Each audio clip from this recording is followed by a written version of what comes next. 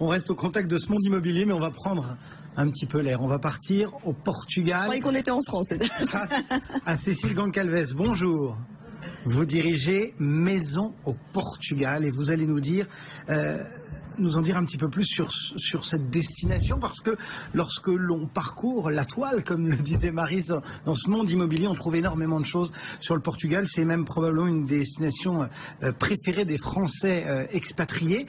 Aujourd'hui déjà, le marché immobilier au Portugal, comment il se porte, avant de voir les avantages que vous nous proposez aujourd'hui? Comment se porte l'immobilier au Portugal? Écoutez, il se porte bien. Je pense que avant de voir les chiffres de 2015, il est important de rappeler en fait justement le cadre immobilier au Portugal. Au Portugal, on n'a pas eu de bulle spéculative depuis les années 2000. On avait des prix stables qui accompagnaient l'indice de l'inflation.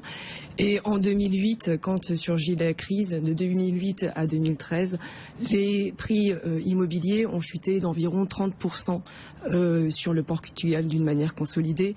Et donc, du coup, effectivement, il y a des opportunités actuellement au Portugal. Et les investisseurs et les gens qui s'y installent le sentent clairement. En 2015... Entre les lignes, c'est un pied de nez à vos voisins espagnols et à la crise qui a sévi. En tout cas, c'est pour dire que nous avons un marché vraiment très différent du marché espagnol, effectivement. Même s'ils ont une baisse des prix quasi équivalente pendant la période. Oui, en Espagne, les prix avaient augmenté, multipliés par 3 et sont descendus, ils ont été divisés par 2. Au Portugal, ça n'a pas été le cas. En fait, le problème du Portugal au niveau immobilier entre les années 2008 et 2013, c'était le manque de crédit concédé aux Portugais, donc ils ne pouvaient plus acheter, et donc les prix sont descendus en conséquence parce qu'on avait moins d'acheteurs.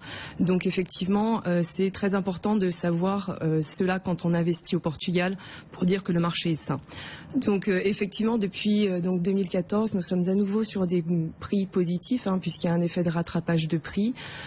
En 2015, on a eu une augmentation du nombre de transactions, plus 25%, c'est la plus forte augmentation des 5 dernières années. Très dynamique. Très dynamique, effectivement, avec des augmentations de 4% sur l'ensemble du Portugal au niveau des prix, mais ça varie beaucoup en fonction des régions. Qu'est-ce qui tire le marché? Ce sont les grandes villes, c'est Lisbonne, c'est Porto, ce sont les régions touristiques comme l'Algarve? Alors très clairement, 33% des transactions se concentrent sur la région de Lisbonne. Ensuite, vous avez 16% qui se concentrent sur Porto, et puis 11% qui se concentrent dans la région de l'Algarve. Donc ce sont les 3 régions très dynamiques, sachant que celles qui intéressent plus les Français sont Lisbonne et sa région, puisqu'on a également l'océan et un très beau climat, et l'Algarve aussi pour s'installer les pieds dans l'eau. Quels sont les principaux avantages que vous avez envie de mettre en avant? Alors le climat, vous l'avez dit, c'est vrai qu'il suffit de regarder une carte pour se dire qu'on est plus au sud. Voilà, mais à part cette question géographique, quels sont les 2-3 avantages, quoi? Ce sont les prix, c'est la fiscalité, Alors c'est effectivement, je pense qu'on a une fiscalité qui est très avantageuse pour les gens qui s'installent au Portugal, qu'ils soient entrepreneurs ou retraités s'installant au Portugal en devenant résidents, puisqu'en fait ils sont exonérés d'impôts perçus à l'étranger. Donc pour les retraités, c'est clairement les pensions de retraite du privé. Pour les entrepreneurs, ils ont une flat tax de 20% sur les revenus générés au Portugal. Donc il y a cet avantage-là. Je dirais qu'avant tout, il y a aussi le fait que notre coût de vie est vraiment inférieur, puisqu'on est à 35% inférieur au prix, au niveau de vie de France. Donc quand on s'installe, au-delà de l'avantage fiscal, c'est vraiment une vie, une qualité de vie qu'on améliore, et notamment avec les services, les restaurants. On a à Maison au Portugal une cliente qui est installée depuis maintenant 2 ans, qui disait qu'avec 1 000 €, elle vivait très très bien au Portugal et elle était ravie justement d'avoir franchi le pas parce que effectivement elle a une qualité de vie extraordinaire. Au-delà de ça, on est un pays très calme, donc effectivement on n'a pas de problème d'insécurité. Ouais. Et puis c'est vrai qu'au niveau du marché immobilier, les prix immobiliers sont vraiment différents de la Côte d'Azur ou de Paris. Hein. Donc effectivement, vous vivez bien au Portugal. Ça c'est la volonté d'aller s'y installer. On peut y investir aussi et du coup espérer un rendement parce que c'est aussi ça le monde du placement. Alors oui, tout à fait. En ce moment justement, comme il y a l'effet rattrapage prix et puis également Lisbonne notamment est en train de se développer. Le centre historique de Lisbonne connaît un grand renouveau. Il y a beaucoup de rénovations qui sont faites et beaucoup de gens qui investissent pour avoir des rendements locatifs. Dans l'habitation, on a un taux de rendement de 4,46% brut. On est parmi le top 3 des villes européennes avec le plus fort taux de rendement, donc de rentabilité. Donc effectivement, c'est très intéressant également au niveau placement, d'autant plus qu'il y a des quartiers qui montent actuellement, qui avaient été délaissés, donc il y a vraiment des opportunités. Je pense notamment au quartier de Moraria, le quartier de Graça, les quartiers également de Intendent qui sont très très bien localisés et qui jusqu'à présent n'avaient pas eu de rénovation immobilière et donc là il y a vraiment des affaires à faire. Quels sont les quelques points d'attention ou les risques qu'il peut y avoir quand on parcourt, là encore, moi j'aime bien me mettre dans la peau de l'auditeur un peu néophyte et aller taper, voilà, immobilier Portugal.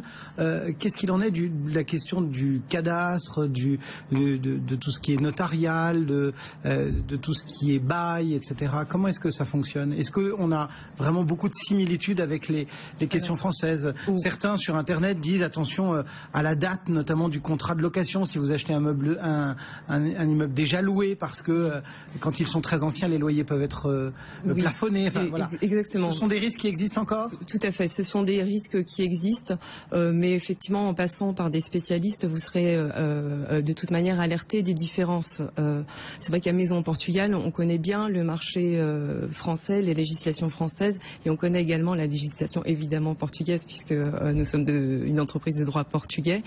Donc nous alertons.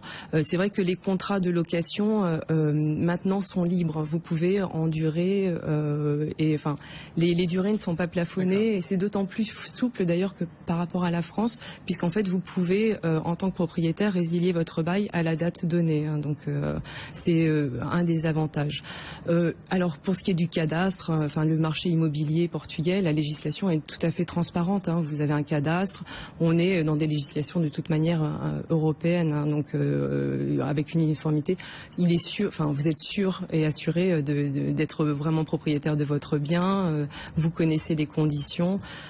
Ensuite, effectivement, il y a quelques différences. Par exemple, au Portugal, la loi Carrez n'existe pas puisque c'est une exception française. Hein, donc, et effectivement, on parle en air brut de l'appartement, mais comme tout le monde le fait, finalement, en fait, ce qui importe, c'est de voir si le prix du bien que vous achetez est en conformité avec le reste du marché.